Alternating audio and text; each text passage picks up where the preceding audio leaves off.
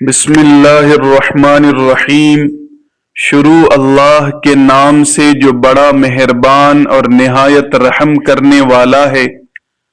ناظرین کرام، شب برات کی آمد ہے، یہ مغفرت کی رات ہے، لیکن یاد رکھیے کہ اگر گھر میں یہ تین خاموش چیزیں موجود رہیں تو برے حالات اور تنگ دستی آپ کا مقدر بن سکتی ہے۔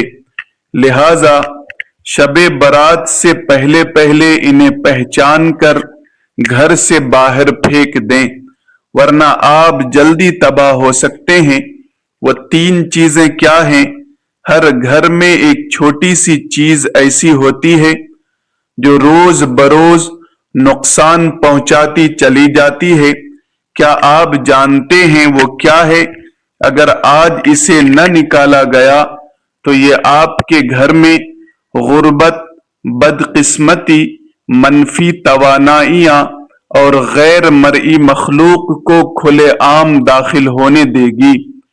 کیا آپ نے کبھی سوچا ہے کہ کچھ گھر ایسے کیوں ہوتے ہیں جہاں داخل ہوتے ہی دل گھبرا اٹھتا ہے؟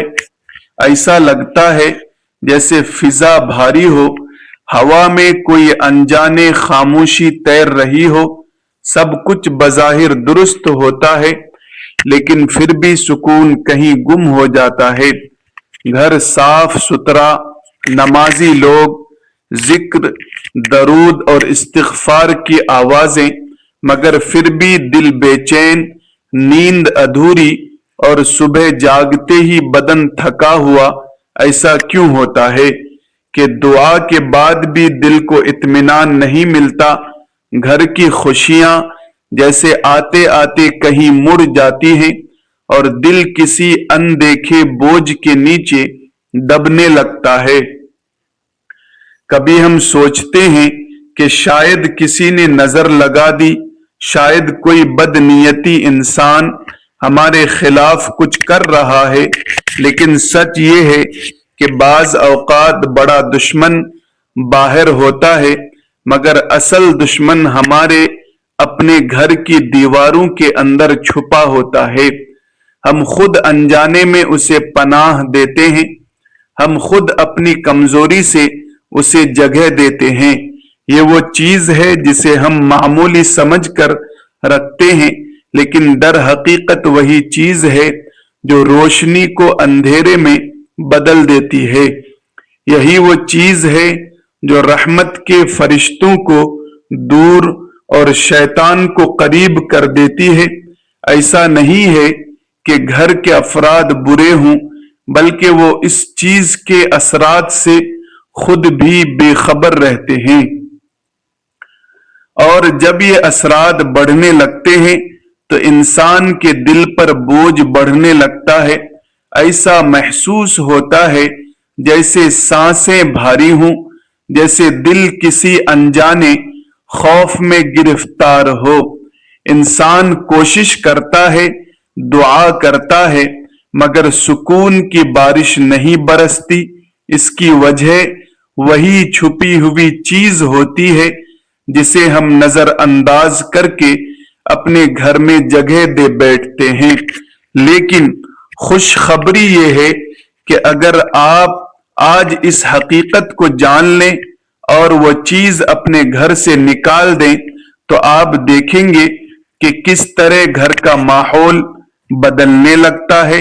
جہاں پہلے بے چینی تھی وہاں سکون اترنے لگے گا، جہاں جھگڑے تھے وہاں سکون اترنے لگے گا، جہاں جھگڑے تھے وہاں الفت کی ہوا چلنے لگے گی، جہاں خاموش دیواریں تھی وہاں تسبیح کی آوازیں گونجنے لگے گی، اور سب سے بڑھ کر آپ محسوس کریں گے کہ اللہ تبارک و تعالی کی رحمت خود چل کر آپ کے دروازے تک آ گئی ہے۔ تو آج کی ویڈیو میں آپ کو وہ راز بتانے والا ہوں جو شاید آپ کی زندگی بدل دے۔ اللہ تبارک و تعالی نے اپنے محبوب بندوں میں سے چند منتخب بندوں کا انتخاب کیا جنہیں ہم انبیاء کرام کہتے ہیں، ان کے بتائے ہوئے ہر طور طریقے میں نہ صرف برکت ہے بلکہ زندگی کی فلاح اور کامیابی پوشیدہ ہے۔ انسان کسی بھی میدان میں کامیابی حاصل کرنا چاہتا ہے تو اسے سیرت نبوی صلی اللہ علیہ وسلم پر عمل پیرا ہونا ہوگا۔ انسان گھر میں کسی بھی کام کو سر انجام دے تو فوراً بسم اللہ پڑھے۔ اس کام کو کرنے سے قبل ہر وقت ذکر الہی میں مشغول رہے۔ جدید دور ہے تو اکثر لوگ اپنے وقت کو گزارنے کے لیے فون کا کثرت سے استعمال کرتے ہیں، جن سے نہ صرف وقت ہاتھ سے جا رہا ہے بلکہ نیکی کرنے کے بھی لمحات انسانی ہاتھ سے پھسلتے جا رہے ہیں۔ کوشش اور احتیاط اس بات کا کرنا چاہیے کہ جب بھی گھر میں کسی بھی کام میں مشغول ہو، استغفر اللہ، اللہ اکبر، الحمدللہ، یا حی یا قیوم وغیرہ کے اذکار کو نہ صرف خود اپنی زبان پر جاری رکھیں بلکہ اپنے بچوں کو بھی اس بات کی ترغیب دیں۔ سورۃ المدثر میں اللہ تبارک و تعالی نے ایک جنتی اور جہنمی کا مکالمہ بیان کیا، جس میں جنتی جہنمی سے سوال کرتا ہے کہ کون سی چیز تجھے جہنم میں لے آئی ہے، تو اس پر وہ جواب دیتا ہے کہ ہم نماز نہیں پڑھتے تھے۔ یہ تو وہ لوگ ہیں جو نماز نہیں پڑھتے، جو نماز پڑھتے ہیں لیکن اس میں سستی کرتے ہیں، وقت ضائع کرتے ہیں اور قصداً نماز کو تاخیر سے پڑھتے ہیں۔ ان کے متعلق بھی ارشاد فرمایا، بس ان نمازیوں کے لیے ہلاکت ہو جو اپنی نماز سے غافل ہیں۔ گویا یہ نماز پڑھتے ہیں، ان میں اکثر غفلت میں پڑ جاتے ہیں، ان کے لیے بھی خرابی ہے۔ لہذا گھر میں برکت چاہتے ہیں تو اکثر نماز کا احتیاط گھر میں کیا کریں۔ نوافل سنت مؤکدہ تو لازمی گھر میں ہی ادا کیا کریں۔ گھر میں نوافل سنت پڑھنے کے بہت سے فوائد ہیں۔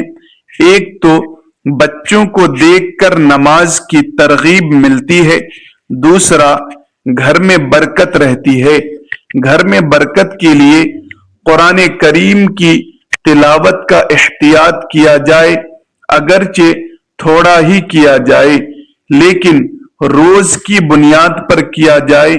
آپ چاہیں تو ایک صفحہ تلاوت کریں، ہو سکے تو اپنے بچوں کو ایک صفحہ روزانہ تلاوت کر کے سنائیں تاکہ ان میں قرآن مجید کی تلاوت کا شوق پیدا ہو۔ قرآن مجید کی کوئی بھی سورت تلاوت کریں، گھر میں برکت کا ہی باعث بنتی ہے۔ جناب رسالت مآب صلی اللہ علیہ وسلم نے فرمایا، حضرت ابو ہریرہ رضی اللہ تعالی عنہ سے روایت ہے کہ رسول اکرم صلی اللہ علیہ وسلم نے فرمایا، اپنے گھروں کو قبرستان نہ بناؤ، یقیناً شیطان ان گھروں سے دور بھاگتا ہے جہاں سورہ بقرہ پڑھی جاتی ہے۔ اہل علم فرماتے ہیں کہ روزانہ رات عشاء کی نماز کے بعد جو شخص سورۃ واقعہ کی تلاوت کرتا ہے، اللہ تبارک و تعالی اس کے رزق میں اضافہ فرماتا ہے۔ صبح صبح سورہ یاسین کی تلاوت بھی کرنی چاہیے۔ جمعہ مبارک کو سورہ کہف کی تلاوت کرنی چاہیے۔ اور پھر ارشاد ہوا، یقیناً اللہ تبارک و تعالی کے نزدیک تم میں سب سے زیادہ عزت والا وہ ہے جو سب سے زیادہ پرہیزگار ہے۔ بے شک اللہ تبارک و تعالی سب کچھ جاننے والا باخبر ہے۔ گھر میں برکت کے لیے عمل یہ ہے کہ انسان اللہ سے جس طرح ڈرتا ہے یا اس کی محبت میں مجلس میں، مسجد میں، سفر میں تقوی اختیار کرتا ہے، ویسے ہی گھر میں جب وہ تنہائی میں ہو جب اسے کوئی نہ دیکھ رہا ہو سوائے رب کائنات کے، اس وقت بھی وہ تقوی اختیار کرے، اپنی بیوی، بچوں، والدین اور بہن بھائیوں کے ساتھ حسن سلوک محض اللہ کی رضا کے خاطر۔ یہ عمل بھی گھر میں برکت کا سبب ہے۔ اس میں کوئی دو رائے نہیں کہ جب انسان مل کر کھانا کھاتے ہیں تو اللہ عز و جل اس میں برکت ڈال دیتا ہے، اور پھر جب افراد گھر کے ہو، والدہ ہو، والد ہو، یا میاں بیوی، بچے، بہن بھائی، سب مل کر بیٹھ کر ایک جگہ احتیاط کے ساتھ اللہ تبارک و تعالی کے نام سے شروع کریں تو برکت کا عالم کیا ہوگا۔ جدید دور میں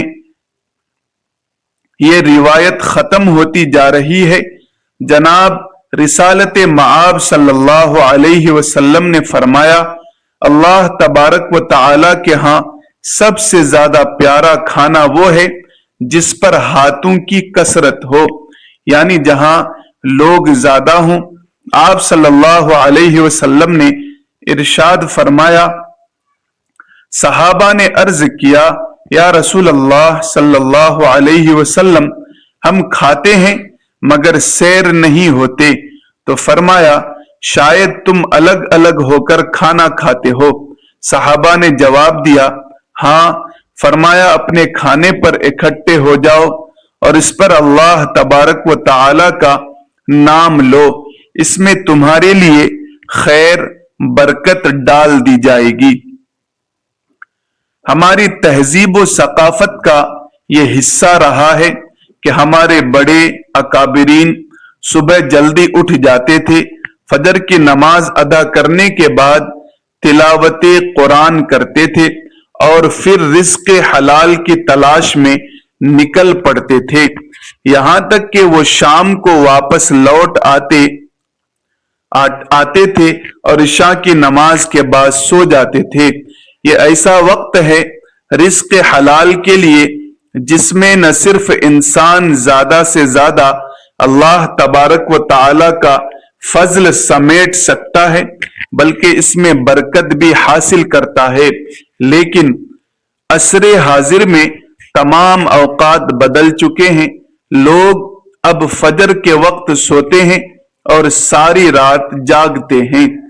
اگر ہم چاہتے ہیں کہ ہمارے گھروں میں اور رزق میں برکت ہو تو صبح صبح جلدی اٹھنے کی عادت ڈالیں اور رات کو جلدی سونے کی عادت ڈالیں۔ اللہ پر توکل کرنا جیسا کہ اس کا حق ہے، جو کوئی اللہ تبارک و تعالی پر توکل کرتا ہے تو اللہ تبارک و تعالی اس کے جملہ امور کا کفیل ہو جاتا ہے۔ بے شک اللہ بہت غالب، بڑی حکمت والا ہے۔ محترم ناظرین کرام، ایک مزدور صبح سے شام تک دھوپ میں پسینے سے شرابور ہو کر مزدوری کرتا ہے، اینٹیں اٹھاتا، ریت دھوتا۔ شام کے وقت جب سورج ڈھلتا ہے تو اپنی مزدوری جیب میں ڈال کر گھر کا رخ کرتا ہے۔ وہ سکے اس کی محنت کا نچوڑ ہوتے ہیں۔ وہ سکون سے بچوں کے لیے کھانے پینے کی چیزیں لاتا ہے، کبھی گھر کے لیے آٹا، کبھی بچوں کے لیے دودھ، مگر اس کے باوجود اس کی زندگی میں ایک عجیب سی اداسی بسی ہوئی تھی، نہ خوشی کا احساس، نہ اطمینان کا لمحہ، جیسے اس کے گھر کی دیواروں نے سکون سے دشمنی کر لی ہو۔ ہر رات وہ سجدے میں گر کر اللہ تبارک و تعالی سے کہتا ہے، یا رب، میں حلال کماتا ہوں، فضول خرچی نہیں کرتا، نماز پڑھتا ہوں، ذکر کرتا ہوں، پھر بھی میرے گھر میں برکت کیوں نہیں؟ مگر جواب خاموشی کے سوا کچھ نہ ہوتا۔ دل بے چین رہتا ہے اور تنگ دستی جیسے اس کے دروازے سے چمٹ گئی ہو۔ آخر ایک دن اس نے گاؤں کے ایک بزرگ سے ملاقات کی۔ मजदूर ने उनके सामने अपना दुख रखा, आंखों में नमी लिए बोला, बाबा जी, मैं हलाल कमाता हूँ, हलाल खाता हूँ, मगर फिर भी मेरा घर बेसुकूनी का गहवारा है। खुशी जैसे मेरे घर से रूठ गई है। बुजुर्ग मुस्कुराते हुए और निहायत नरमी से बोले, बेटा, आज के दिन की मजदूरी से तुमने कोई चीज नहीं खरीदनी। 2 किलो मिठाई लेना है और मेरे पास लाना, मैं उस पर कुछ दम कर दूंगा। जब शाम को घर पहुंचो तो दरवाजे पर रख कर अपने कान लगाकर सुनना कि तुम्हारे घर के अंदर से क्या आवाज आती है। तुम्हारे घर में रखी एक चीज तुम्हारी तंग दस्ती और बेसुकूनी के हाल का राज खोल देगी।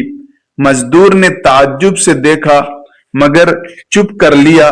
दिन भर की मेहनत के बाद शाम ढले, उसने 2 किलो मिठाई खरीदी। जैसे ही उसने अपने घर में कदम रखा तो 3 चीजें घर में तंग दस्ती, बेसुकूनी को दावत दे रही थी। पहली चीज, जब दीवारों पर शुक्र के बजाय नाशुक्री हो, यही वो लम्हा होता है जब घर में बरकत के दरवाजे बंद होने लगते हैं। क्योंकि इन दीवारों पर अब शुक्र नहीं, शिकायत लिखी जाती है। जहां हर गुफ्तगू में मेरा नसीब क्यों नहीं की गूंज हो, जहां जुबान पर नाशुक्री का जहर और दिल में मायूसी की धुन हो, वहां रहमत के कदम नहीं रुकते। फरिश्ते खामोशी से वापस पलट जाते हैं और उनकी जगह वसवसों से सरगोशियां ले लेती हैं। कभी कभी शैतान दरवाजे तोड़कर नहीं आता, हम खुद उसके लिए दरवाजे खोल देते हैं। जब हम अल्हम्दुलिल्लाह के बजाय काश ऐसा होता कहना शुरू कर देते हैं। नाशुक्री एक मामूली एहसास नहीं, ये एक गैर मर्ई जहर है जो आहिस्ता आहिस्ता पूरे घर की फिजा को खा जाता है। ये बातों से शुरू होती है मगर असर माहौल पर डालती है। एक वक्त आता है जब घर भरा होता है मगर दिल खाली, अल्फाज ज्यादा होते हैं मगर समझ खत्म, और फिर जिंदगी की रौनकें जैसे एक एक करके रुखसत होने लगती है। शैतान ऐसे घरों में खुशी से बसेरा करता है। जहां शिकायत है वहां दुआ भी दरवाजा नहीं खोलती। वहां हर दिल में ये एहसास डालता है कि तुम महरूम हो और इंसान अपनी मौजूदा नियामतों को भूलकर खालीपन के जाल में फंसता चला जाता है। याद रखिए, शुक्र सिर्फ अल्फाज नहीं, ये एक रोशनी है। ये वो रोशनी है जो अंधेरों को पीछे धकेलती है, जो फरिश्तों को मुतवज्जे रखती है और जो शैतान के कदमों को जला दे।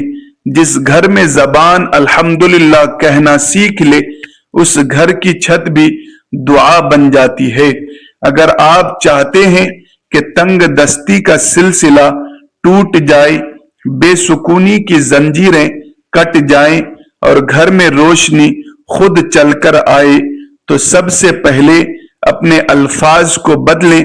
क्योंकि जब दीवारों पर शुक्र लिखा जाता है तो रहमत खुद उन अल्फाज को पढ़ने आती है। घर में तंग दस्ती, बेसुकूनी लाने वाली दूसरी चीज, जब आंखें दूसरों के ऐब ढूंढने लगें, आंखें ऐब ढूंढने की आदी हो जाएं। कभी सोचा है कि जब तेरी आंखें किसी कमी की तलाश करने लगी तो तेरे नसीब की रोशनी क्यों खत्म हो जाती है? क्यों घर का सुकून तेरे हाथ से रेत की तरह फिसलने लगता है? क्यों हर चीज होने के बावजूद दिल खाली, रूह बोझल और फिजा बेरौनक लगती है? इसलिए कि وہ آنکھ جو محبت کے لیے پیدا ہوئی تھی اب تنقید کا ہتھیار بن چکی ہے۔ وہ نگاہ، وہ نظر جو رحمت کے مناظر دیکھنے والی تھی اب صرف دوسروں کے عیب تلاش کرتی ہے۔ اور جان لے جس گھر میں عیب جوئی کرنے والے بستے ہیں وہاں برکت نہیں رکتی، وہاں شیطان اپنا ٹھکانہ بناتا ہے۔ یہ عیب جوئی معمولی گناہ نہیں ہے، یہ روح کی بیماری ہے، یہ وہ آگ ہے جو خاموشی سے دلوں کو جلاتی ہے، تعلقات کو ختم کر دیتی ہے اور گھر کی فضا کو اندھیروں میں بدل دیتی ہے۔ جس گھر میں ہر زبان کسی دوسرے کے قصور گنتی ہے وہ رزق تنگ ہوتا ہے، وہاں رزق تنگ ہوتا ہے، دعائیں رک جاتی ہیں اور سکون ہجرت کر جاتا ہے۔ اے وہ آنکھ جو دوسروں کی خامیوں کو دیکھتی ہے، کبھی اپنے آئینے میں جھانک، تجھے اندازہ ہوگا کہ جو عیب تو دیکھتا ہے وہ تیرے دل کی اپنی غفلت کی عکاسی کرتا ہے۔ جو دوسروں میں کمی تلاش کرتا ہے وہ دراصل اپنے اندر کے خالی پن سے بھاگ رہا ہوتا ہے۔ ایسے لوگ گھروں میں شور چھوڑ جاتے ہیں مگر سکون کبھی نہیں۔ شیطان جانتا ہے کہ محبت والے گھر اس کے دشمن ہے، اس لیے وہ گھروں کی نگاہوں میں زہر گھول دیتا ہے، وہ دلوں کے درمیان دیواریں کھڑی کر دیتا ہے، وہ کانوں میں سرگوشی کرتا ہے، دیکھو اس نے تمہارے ساتھ ایسا کیا ہے، اور جب تم اس کے بہکاوے میں آ جاتے ہو تو سمجھ لو تمہارے گھر کی فضا بدل گئی، اب وہاں صرف وسوسے اور شیطان بستے ہیں، محبت نہیں۔ یاد رکھو جس گھر کی آنکھیں عیب دیکھنے لگتی ہیں اس گھر کی برکتیں پردہ کر لیتی ہیں۔ جہاں نگاہ میں بدگمانی ہو وہاں فرشتے نہیں آتے، وہاں شیطان رقص کرتا ہے، ناچتا اور گاتا ہے، اس کی ہنسی تمہیں سنائی نہیں دیتی مگر تمہاری ہر بے سکونی اس کی فتح کی گواہی دیتی ہے۔ دلوں کو جوڑنے والی آنکھیں جنتی ہوتی ہیں اور توڑنے والی آنکھیں جہنمی ہوتی ہیں۔ رحمت ان گھروں میں اترتی ہے جہاں نگاہیں پردہ ڈالنا جانتی ہیں، جہاں زبان محبت تلاش کرتی ہے، جہاں دل دوسروں کے لیے دعا کرتا ہے نہ کہ عیب بیان کرے۔ مومن اگر چاہتا ہے کہ تیرے گھر سے تنگ دستی کا سایہ رخصت ہو جائے، بے سکونی کی زنجیریں ٹوٹ جائیں، تو اپنی نگاہ کو پاک کر، عیب دیکھنے کے بجائے خوبی دیکھ، خوبی تلاش کر۔ عیب چھپانے والا اللہ تبارک و تعالی کا دوست بن جاتا ہے اور عیب پھیلانے والا شیطان کا۔ جب آنکھیں محبت سے دیکھنے لگتی ہیں تو رحمتیں خود دروازہ کھول کر اندر آتی ہے۔ جب آنکھ دوسروں کی کمی میں الجھ جائے تو سمجھ لے کہ شیطان تیرے ذہن میں اتر چکا ہے۔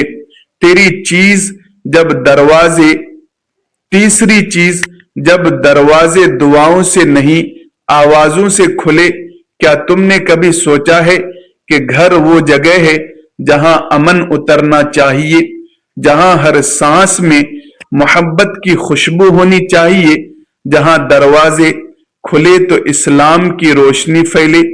لیکن اگر وہی دروازہ شور، تلخی اور چیخ و پکار سے کھلے، وہاں زحمت نے جگہ لے لی۔ جب گھروں کے دروازے سلام سے خالی ہو جائیں تو وہاں فرشتے نہیں آتے، جب الفاظ بھاری ہو جائیں تو وہاں فضا بھی بوجھل ہو جاتی ہے، اور جب گفتگو میں تلخی پیدا ہو جائے تو برکت زمین سے اڑ جاتی ہے۔ یہی وہ لمحہ ہے جب شیطان دروازہ کھولتا ہے اور کہتا ہے اب یہ گھر میرا ہے، گھر کا شور صرف آوازوں کا نہیں ہوتا، یہ دلوں کے شور سے جنم لیتا ہے۔ جب ماں کا دل دکھی ہو، ماں کا چہرہ بوجھل ہو، بچوں کے لہجے میں کڑواہٹ ہو، تو یہ شور دیواروں سے ٹکرا کر واپس آتا ہے، اور آہستہ آہستہ وہ شور گھر کے در و دیوار سے روشنی کھینچ لیتی ہے۔ پھر وہی گھر جو کبھی سکون کا گہوارہ تھا، اب بے برکتی کا مرکز بن جاتا ہے۔ یہ شور صرف الفاظ نہیں، یہ رحمت کے فرشتوں کے لیے بند دروازے ہیں۔ اگر تم چاہتے ہو کہ تنگ دستی تیرا مقدر نہ بنے، تو اپنے گھر کے دروازے آوازوں سے نہیں، دعاؤں سے کھولو۔ سلام کو اپنی دہلیز کا پہلا لفظ بناؤ، درود پاک کو اپنے دروازے کا پہرے دار بناؤ۔ جب زبان سے سلام نکلتا ہے تو فرشتے جواب دیتے ہیں، لیکن جب زبان سے شور نکلتا ہے تو رحمت کے دروازے بند ہو جاتے ہیں۔ ہر گھر میں خوشحالی، رزق، برکت اور محبت اس وقت اترتی ہے جب اس گھر کا پہلا کلمہ السلام علیکم ورحمت اللہ ہو۔